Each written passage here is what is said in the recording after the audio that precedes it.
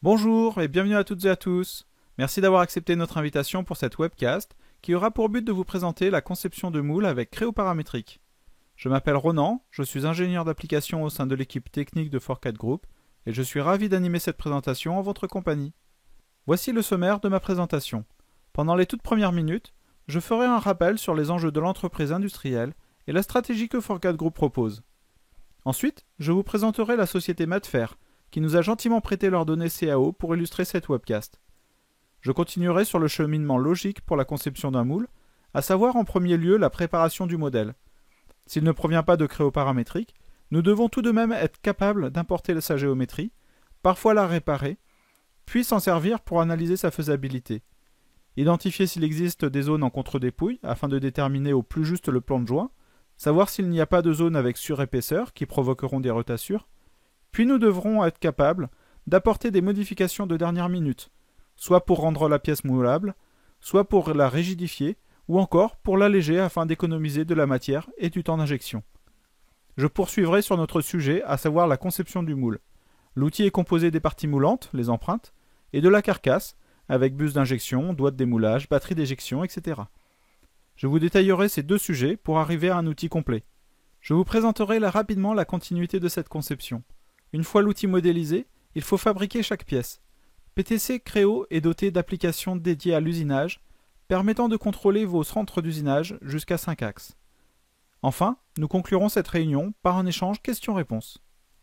On peut constater que les entreprises industrielles vivent aujourd'hui dans un contexte économique qui a fortement évolué ces dernières années.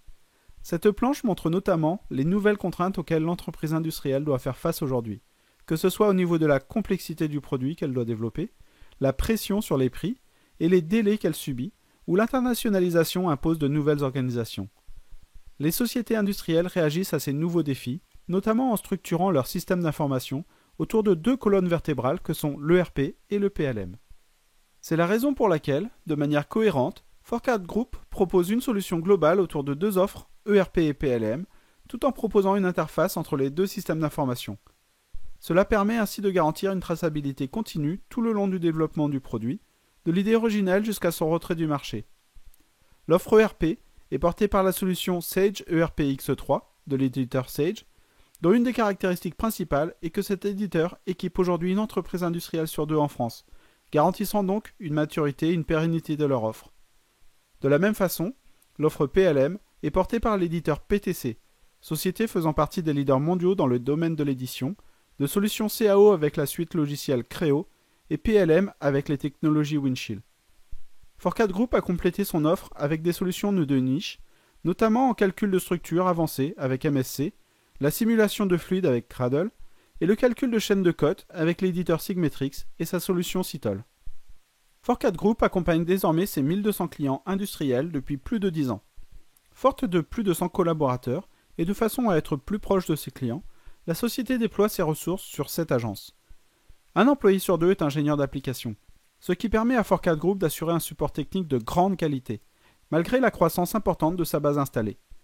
Forcat Group dispose de toutes les certifications les plus avancées de la part de PTC, notamment son statut unique en France de partenaire Platinum, faisant de Forcat Group un partenaire de référence en Europe. La société Matfer est la référence internationale dans l'univers de la pâtisserie, la boulangerie et de la restauration. Située en plein cœur du Perche, cette société, étendue sur un terrain de 20 hectares, emploie une centaine de personnes qui ne vivent que pour le bien-être de la gastronomie. Matfer a la particularité de concevoir et fabriquer ses produits, ainsi que leurs outillages. Et pour cela, elle utilise les produits PTC depuis plus de 12 ans. Le bureau d'études produits est équipé de l'extension de surface de style afin d'obtenir un design de grande qualité. Et le bureau d'études outillage utilise quotidiennement toutes les extensions orientées conception de moule pour une productivité inégalée. La réutilisation des données du bureau d'études produits au bureau d'études outillage permet de conserver l'associativité de la conception paramétrique et la gestion de cycle de vie des produits et outillages avec Windchill accroît considérablement la productivité. La conception d'un moule se fait à partir d'une ou plusieurs pièces finies. Toutes les entreprises n'utilisant pas encore que créoparamétrique, nous devons tout de même être en capacité d'ouvrir les modèles CAO de nos clients. La technologie CreoUnit vous offre cette possibilité, et ce, sans avoir à passer par de la conversion de type STEP ou IGES. Ainsi, vos imports seront de meilleure qualité et la phase de réparation pratiquement inutile. De plus, avec une des extensions de Creo Collaboration, vous pourrez commencer la conception du moule à partir d'un modèle CATIA, NX ou SolidWorks avant qu'il ne soit totalement fini. Grâce à la puissance du paramétrique, la mise à jour du fichier d'origine actualisera tout le travail déjà réalisé.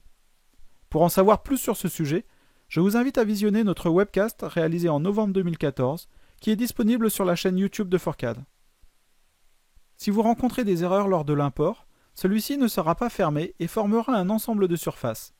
Creo Paramétrique est doté d'outils puissants comme par exemple la recouture automatique, l'identification d'intervalles ou encore la reconstruction de surface, permettant de réparer le modèle pour le rendre solide. Pour modifier la géométrie, vous pouvez utiliser les fonctions de modélisation flexible qui combinent la simplicité de modélisation directe avec le contrôle de la CAO 3D paramétrique. Elles vous permettent de modifier des modèles 3D de façon simple et rapide, tout en préservant l'intention de conception originelle si elle est existante.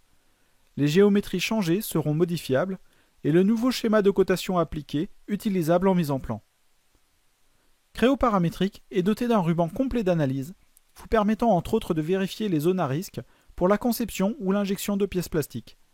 Des analyses de dépouille vous détermineront la position du plan de joint et s'il y aura la nécessité d'ajouter des tiroirs ou des cales montantes. L'analyse de l'épaisseur vous permettra d'identifier s'il y aura des zones à risque de retassure et les outils de modification évoqués à l'instant vous permettront de corriger rapidement le modèle. Vous pouvez utiliser Creo Mold Analysis pour vérifier la faisabilité de la fabrication de la pièce. Les problèmes les plus courants sont liés au remplissage incomplet de la cavité de moulage, l'emplacement de la ligne de soudure indésirable et l'épaisseur de la paroi incorrecte. La fonction de maillage automatique préparera le modèle à l'analyse en très peu de temps. En outre, CMA donne un aperçu sur les potentielles lignes de soudure, l'emplacement des pièges d'air, la force de serrage nécessaire, etc. Sachez qu'une version légère est introduite dans la licence de base de Creo Paramétrique. Celle-ci vous permettra d'observer le comportement du remplissage avec un seul point d'injection. PTC Creo Mold Analysis anime le processus de remplissage de l'injection plastique. Avec une bibliothèque d'environ 6500 fiches matière, il applique automatiquement les conditions optimisées du processus en fonction de la matière choisie. Il identifie les emplacements optimaux des points d'injection pour réduire le temps du cycle et améliorer l'apparence du produit. Vous connaîtrez les problèmes potentiels du remplissage du moule, tels que les lignes de soudure, les pièges d'air, les retassures, les remplissages incomplets. Un outil de rapport automatique vous sortira une fiche détaillée de l'affaire et l'outil vous proposera des résolutions appropriées aux défaillances détectées. Passons maintenant à la présentation.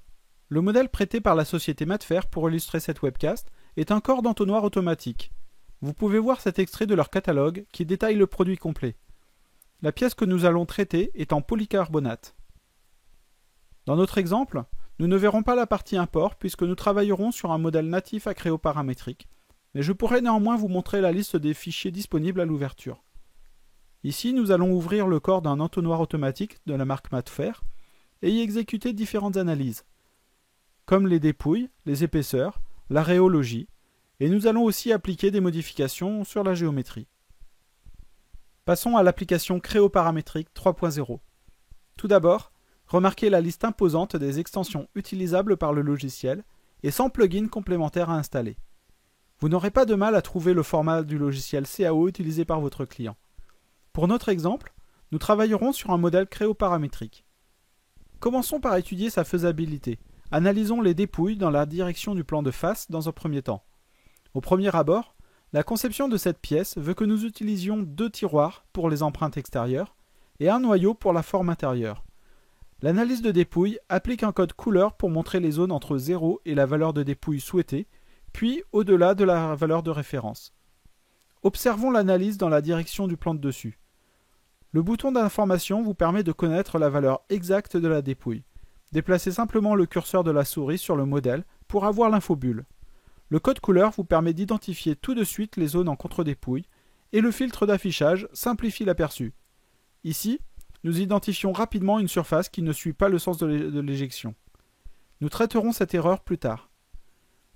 Voyons maintenant l'analyse d'épaisseur. Par rapport à la géométrie choisie et aux valeurs mini et maxi, vous identifierez les zones plus faibles, qui pourront donc être plus fragiles, et les zones plus épaisses qui provoqueront des déformations liées au retrait plus important et à un séchage plus long de la matière. Ces deux outils d'analyse sont vraiment très utiles dans la préparation d'un moule, puisqu'ils vous montrent en très peu de temps les zones à risque pour l'injection de la matière plastique et comment positionner la pièce pour simplifier le démoulage. Laissez-moi maintenant vous présenter l'outil de rhéologie intégré à Créoparamétrique. Nous devons tout d'abord appliquer une matière, disponible dans la liste très complète de la bibliothèque. Vous y retrouverez toutes les caractéristiques techniques ainsi que les courbes de viscosité et de variation du volume en fonction de la température. Ensuite, vous appliquerez la position des points d'injection. Le système peut les déterminer pour vous de façon automatique. Dans notre cas, nous savons précisément où ils seront situés. Sélectionnons donc les points prédéfinis, puis indiquons le diamètre d'arrivée de la matière. Une fois ces paramètres renseignés, vous pouvez configurer une analyse. Les valeurs sont pré-remplies en fonction de la matière choisie. Vous avez la possibilité de les affiner, puis exécuter l'analyse de remplissage. Ce temps d'analyse pouvant durer plusieurs minutes, je vais ouvrir un résultat précédemment créé. Vous avez pu constater avec quelle simplicité nous avons préparé ce modèle à la simulation. Voyons ce résultat. Tout d'abord, commençons par visualiser la moulabilité de la pièce. Une pièce complètement verte indique un remplissage complet. Passons à l'assistant du résultat, qui vous détaillera les problèmes rencontrés, expliqués par un schéma, et plusieurs indices disponibles pour réparer l'erreur. L'œil d'un expert saura analyser si l'erreur détectée est grave ou n'aura aucune incidence, comme ces lignes de soudure dans la poignée. En revanche, il faudra penser à corriger les paramètres pour les autres. Les concepteurs de pièces plastiques doivent bénéficier d'un accès immédiat à des analyses fiables et lisibles, le but étant de déterminer la fabrication de ces pièces et d'optimiser leur conception. Sinon, ils s'exposent à divers risques, comme des reprises de moules coûteuses, un gaspillage de matière, une multiplication des tests de validation des moules et un allongement du délai de la mise sur le marché. PTC Creo Mold Analysis permet d'analyser et d'optimiser rapidement et aisément les conceptions basées sur le moulage par injection de pièces plastiques dans Créoparamétrique. Nous voyons par exemple ici que malgré la symétrie quasi totale du modèle, un point d'injection est plus sollicité. Des courbes peuvent s'afficher à l'écran par-dessus le modèle et seront interactives à la lecture du remplissage. De ce fait, il vous sera facile de retrouver une valeur de la pression sur la carotte à un moment donné. Aussi, pouvoir observer un modèle quelques instants avant la fin du remplissage complet montre le comportement du fluide dans la cavité et peut nous donner des indices pour savoir si la position des points d'injection est correcte. Nous venons de voir l'analyse rhéologique intégrée à Créoparamétrique. Laissez-moi maintenant vous présenter comment apporter simplement et rapidement des modifications géométriques, même les plus complexes. La modélisation flexible est dotée d'outils puissants tels que la reconnaissance de forme, qui vous permet de sélectionner qu'une surface pour lui faire identifier un bossage complet par exemple. Par sélection de la géométrie, vous la déplacerez à l'aide de cette poignée 3D intuitive. Et comme notre but est d'obtenir quelque chose de précis, vous pourrez appliquer un schéma de cotation en adéquation avec votre intention de conception. Ici, nous obtenons très rapidement une hauteur de 200 du corps de l'entonnoir, sans pour autant en connaître ni casser l'intelligence établie. Dans cet autre exemple, l'idée est de remplir une ouverture dans la poignée pour essayer un autre design. Sans la modélisation flexible, cette modification aurait été longue et fastidieuse, surtout sur un modèle importé. Ici, nous avons pu, en quelques clics, boucher l'ouverture puis réaliser la nouvelle forme. Passons maintenant à la surface de la découpe du dessus de la pièce, celle qui est en contre-dépouille. Sélectionnons la géométrie à modifier, puis la référence pour la position de la poignée. En tirant simplement sur l'arc de cercle, nous inclinons la surface et rendons le modèle réalisable pour la fabrication. Je vais terminer sur ce dateur. Vous devinez avec quelle simplicité nous pourrions orienter la flèche sur un chiffre, mais aussi déplacer ce chiffre 1 pour compléter celui manquant au 12. Cette option conserve l'instance initiale et ainsi finalise ce dateur. Voilà, nous venons de voir quelques exemples sur la préparation d'un modèle. Passons maintenant au vif du sujet. Une fois le modèle prêt, nous pouvons maintenant passer à la conception du moule. En premier lieu, nous allons définir les empreintes. Déjà, laissez-moi vous présenter la gamme PTC pour la réalisation d'un moule. Dans un vrai logiciel paramétrique, le modèle que vous concevez est la base pour le développement de tout ce qui tourne autour. Vous vous en servirez pour analyser, chose que nous venons d'aborder. Pour la conception du moule avec dans un premier temps les empreintes, puis ensuite la carcasse. Vous définirez les mises en plan de tous ces éléments. Vous vous servirez encore de ces modèles pour programmer votre centre d'usinage et éventuellement votre palpeur à contrôle tridimensionnel. Évidemment, tous ces éléments sont liés et associatifs.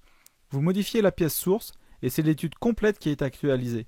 Vous déplacez un éjecteur et vos mises en plan et programmes FAO sont mis à jour.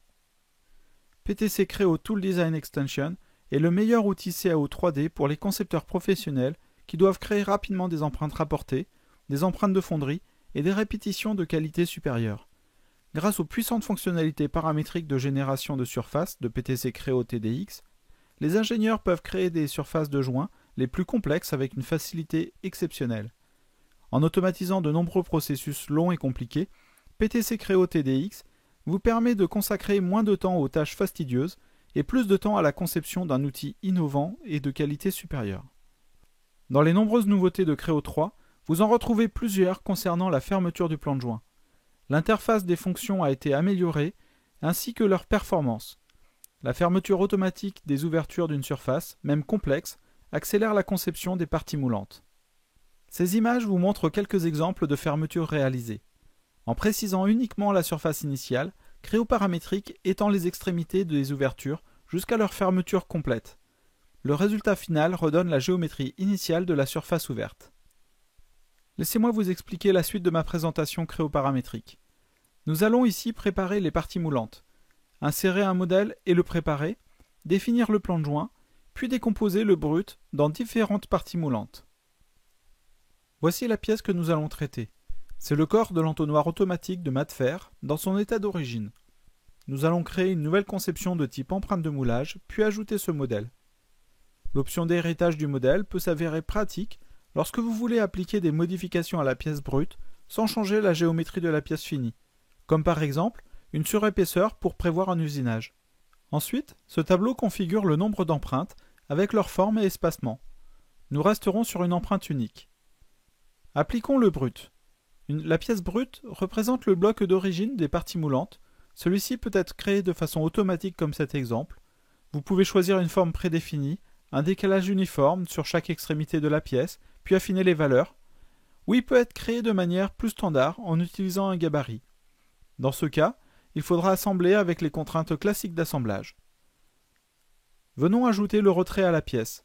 La compensation du retrait peut être isotrope ou anisotrope, c'est-à-dire qu'il s'appliquera respectivement de manière identique sur tous les axes ou de façon totalement indépendante.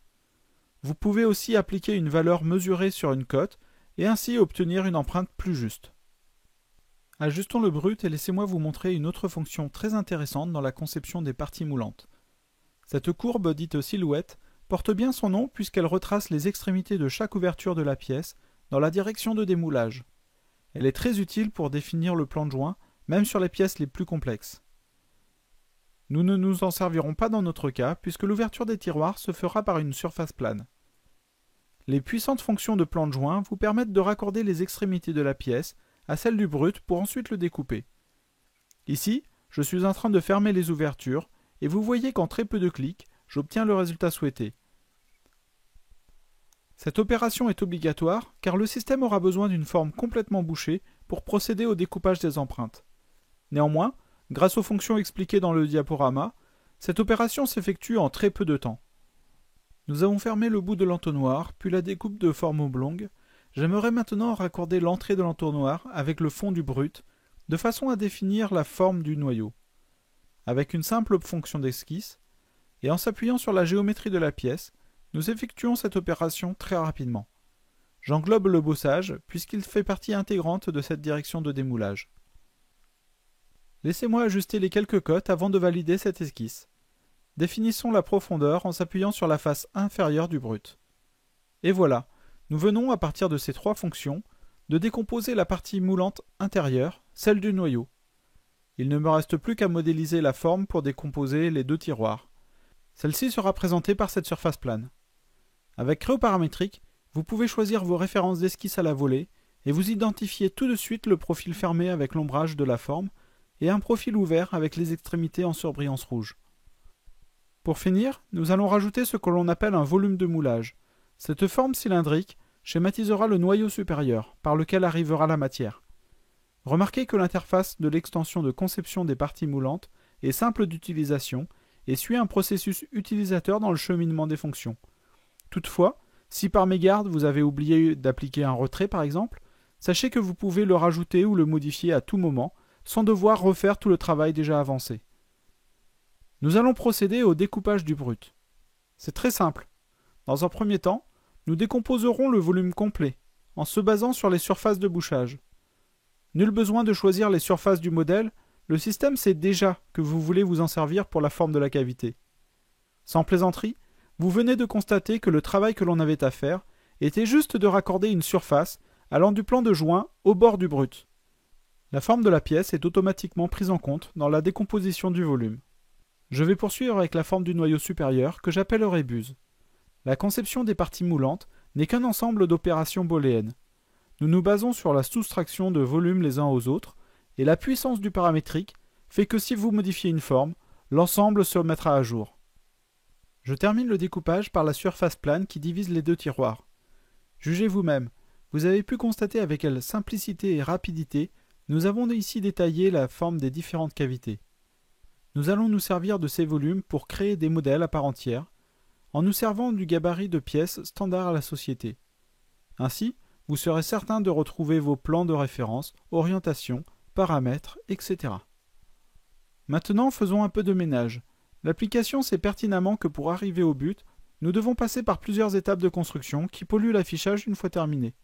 Cette fonction d'affichage identifie les éléments et les range dans différentes catégories. Ainsi, il vous sera facile de gérer l'affichage des divers morceaux. Nous retrouvons aussi toutes les fonctions standards de Creo paramétrique, comme le style d'affichage transparent des composants. Ici, notez la différence de couleur appliquée au modèle.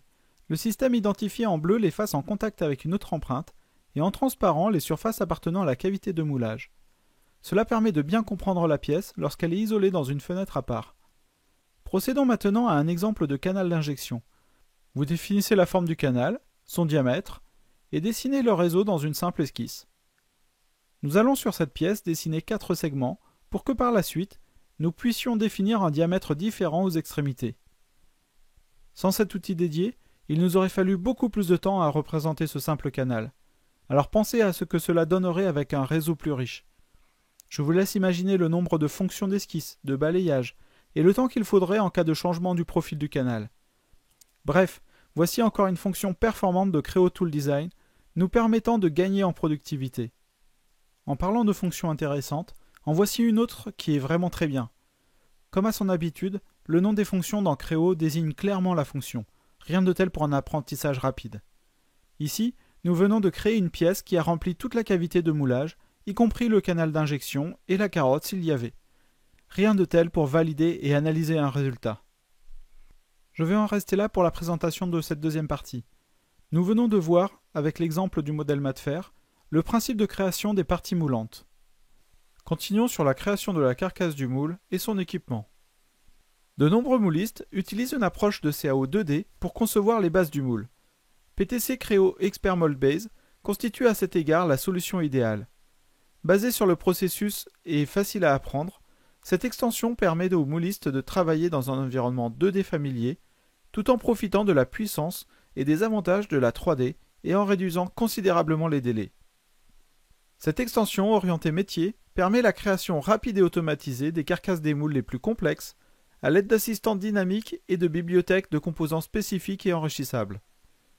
La mise en plan est créée en même temps que les 3D et s'actualise en fonction des modifications apportées à la pièce. Cette dernière partie de la présentation portera sur la création de la carcasse du moule pour le corps de l'entonnoir. Nous équiperons la partie moulante de plaquettes d'usure, nous créerons un projet pour définir toutes les parties de la carcasse et viendrons l'équiper des éjecteurs, des coulisseaux, des vis, des goupilles, de l'anneau de levage, puis nous définirons la régulation. Nous voici de retour dans Creo paramétrique avec les parties moulantes précédemment créées. Je vais me servir de cet assemblage, puisque maintenant c'est un ensemble de pièces, dans un niveau supérieur. Je crée ce nœud uniquement pour structurer mon assemblage, sinon j'aurais très bien pu le faire depuis le même niveau. Ce qui m'intéresse ici, c'est de vous montrer les fonctions utilisateurs. C'est un ensemble de fonctions prédéfinies que l'on vient ajouter à l'assemblage. Vous êtes nombreux à vous en servir, et bien moi aussi, et nous aurions tort de nous en priver. La fonction que je me suis créée vient assembler la plaquette d'usure, ajouter la découpe pour son logement, assembler les 4 vis et tarauder le bloc qui supporte l'ensemble. Regardez vous-même. Le tout, juste positionné de la même façon que l'on vient placer un trou avec Créo paramétrique. Ajoutons le deuxième élément sur l'autre tiroir de la même façon. Je sélectionne les références pour la position de la fonction. Si vous connaissiez cette technique, alors vous serez déjà familier avec ce qui va suivre. Nous allons commencer par créer un projet. En précisant une racine, un préfixe et un suffixe, celui-ci gère notamment l'appellation des nouvelles pièces que l'on sera amené à créer. Continuons dans la préparation. Venons cette fois-ci charger une base de carcasse de moule. Depuis l'une des bibliothèques fournisseurs, nous allons chercher les dimensions extérieures qui nous intéressent, associées à un type de carcasse. Et comme l'erreur est humaine, vous pourrez, si vous êtes parti dans une mauvaise direction, une erreur dimensionnelle, besoin d'ajouter une plaque, ou tout simplement changer de fournisseur, revenir à ces réglages d'origine pour les modifier. Nous voici toujours dans la configuration de cette carcasse, avec un premier aperçu dans la fenêtre graphique. Mais c'est bien depuis ce graphique 2D que nous configurons l'ensemble. Et voyez comme c'est simple. En sélectionnant la plaque, vous accédez à tous ces paramètres dans le tableau, et les modifier consiste à modifier la valeur du modèle 3D. Remarquez que pour les colonnes, vous n'avez pas la main sur la valeur, juste accès à une liste préétablie. Ce composant étant standard, il ne doit pas être personnalisable. En revanche, vous disposez de l'ensemble du catalogue fournisseur, et appliquer une valeur peut restreindre une autre liste de dimensions, pour au final avoir la référence exacte du fournisseur. Venons maintenant insérer les empreintes de l'entonnoir et assembler le tout dans l'environnement du moule. Nous utilisons les contraintes d'assemblage classiques, comme une distance et des coïncidences entre les références.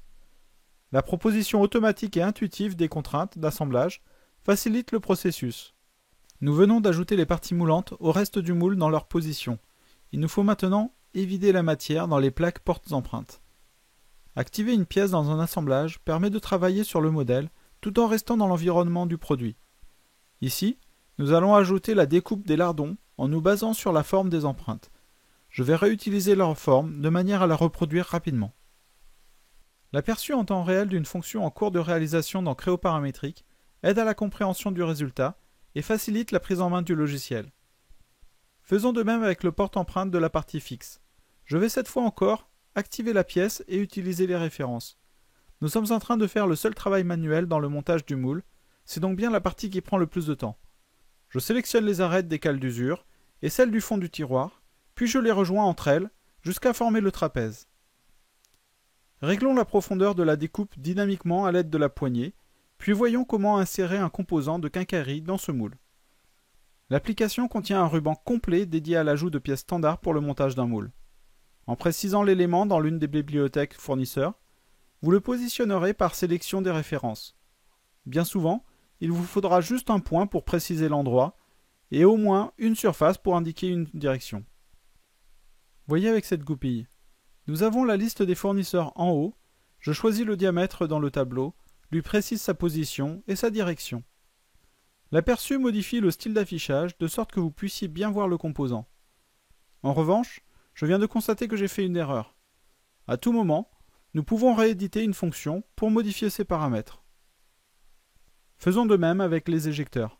Le célèbre fournisseur Rabourdin est disponible dans la liste. Notez l'interface identique pour chaque composant. Ceci apporte une facilité d'apprentissage du logiciel.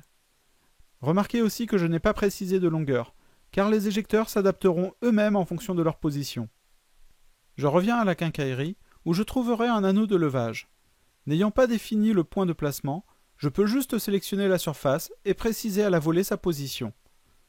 Encore une fois, l'aperçu isole l'affichage ombré sur l'élément en cours d'assemblage, et c'est à ce moment que je constate que je n'ai pas pris un anneau assez gros. La CAO, ce n'est pas de la magie. C'est un logiciel puissant devant nous aider à automatiser un maximum nos conceptions, tout en gardant de la souplesse et de la liberté dans le choix des modifications. C'est avec cette philosophie que PTC Créo évolue, et c'est ce qui en fait le meilleur outil CAO du marché. Et c'est pourquoi, avec Créo Expert Moldbase, nous pouvons, à n'importe quel moment de la conception, éditer un composant inséré ou en cours de placement. Par exemple, les doigts de démoulage que je suis en train d'ajouter me percent automatiquement les pièces qu'ils traversent. Eh bien, ce n'est pas une fonction d'assemblage qui est ajoutée, mais bien un trou dans chaque pièce. Ainsi, vos mises en plan seront à jour et prêtes à être transférées pour fabrication.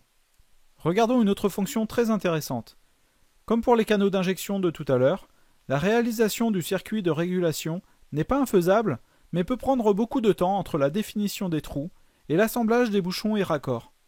Ici, dans une interface intuitive, vous dessinerez le circuit. L'outil vous montre, dans un code de 3 couleurs bleues, le circuit et les extensions des trous. Si le trait devient rouge, c'est que votre perçage n'est simplement pas réalisable, puisqu'il rencontre un obstacle aux deux extrémités. Nous pouvons aussi définir si nous souhaitons que les trous soient totalement traversants, ou si nous souhaitons au contraire percer qu'un seul côté. Et si c'est le cas, vous aurez juste à occulter le morceau indésirable, celui mis en surbrillance verte.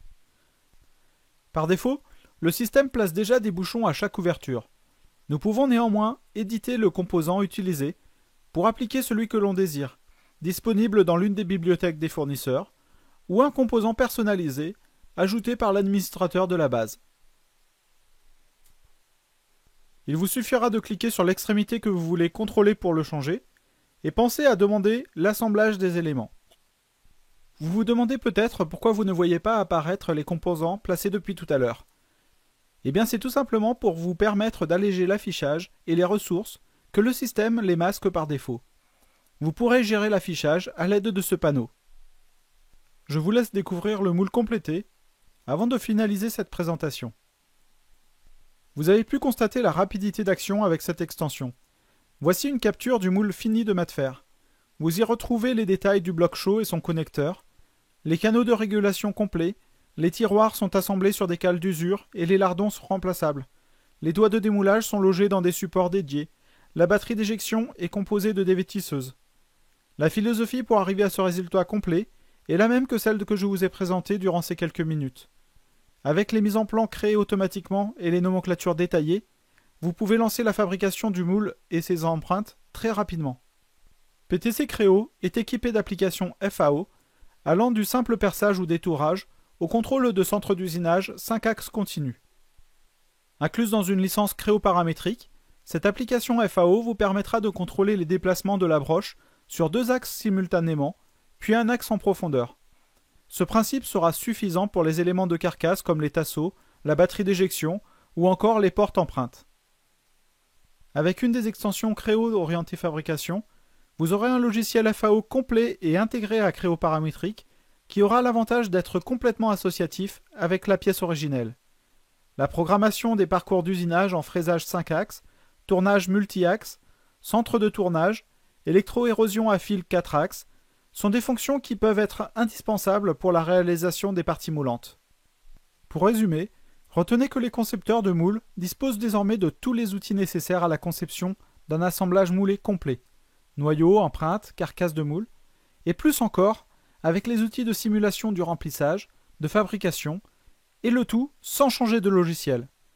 L'extension Complete Mold Design de Creo combine toutes les fonctionnalités de conception de cavités de moulage et de conception de carcasse, offrant un ensemble de puissantes fonctions pour la création d'assemblages moulés spécialisés. Merci d'avoir suivi cette webcast au sujet de la conception de moules avec Creo paramétrique. Je remercie encore la société Matfer pour nous avoir fait confiance et nous avoir prêté leurs données. Si vous avez des questions, des remarques, ou si vous souhaitez nous solliciter sur un thème de présentation autour de votre produit, n'hésitez pas à nous contacter, soit à l'adresse électronique info@4cad.fr, soit au numéro vert 0800 400 424. Cette présentation sera prochainement disponible sur notre chaîne YouTube avec les autres. N'hésitez pas à la consulter et à la partager. Je vous donne rendez-vous pour notre prochaine webcast qui aura lieu le jeudi 12 mars avec comme sujet un outil de recherche géométrique. Quant à la prochaine réunion PLM, elle se déroulera le 2 avril sur un sujet d'actualité chez beaucoup d'entre vous, à savoir l'interfaçage entre le PLM et le RP. À bientôt! 4CAD Group, accélérateur d'ambition.